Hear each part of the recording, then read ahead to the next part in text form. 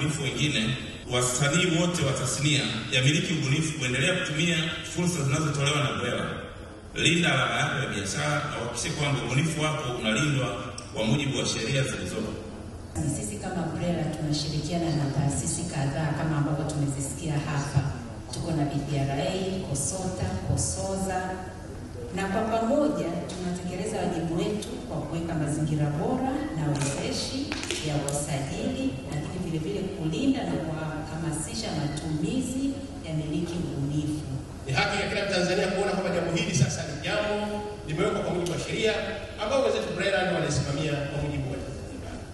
Imani yangu kubwa hasa katika upande wa wasanii, kana mosi kwa leo hii kauli mbiu inawagusa mbalimbali kwa kiwango kubwa kwa upande wa muziki. Ninaona maendeleo mengi na kuna uboreshaji sana kutoka mwaka jana na jinsi pale tulipoanza kusherekea siku ya miliki bunifu duniani. Nafikiri ni forum kama hizi ziendelee ili kuweza kupiana hizi taarifa na kila mmoja aplay role yake kwa nafasi yake.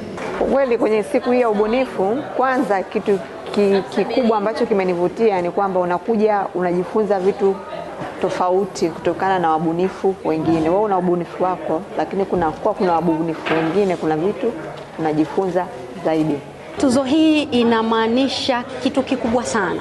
Ningepewa pesa ningetumia zingeisha, lakini hii tuzo inamaanisha kwamba kiashiria cha kutambua mchango wangu kama mwanataaluma, lakini inaashiria pia kwamba ubunifu, kwa sababu hata BRELA umekuwa ubunifu. Kwanza nimeona furaha sana kunipa tuzo hili.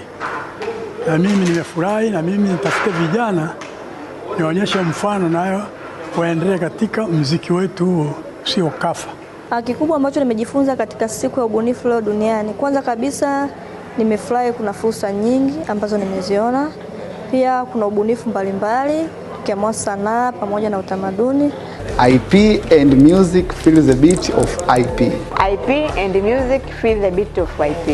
IP and music feel the beat of IP.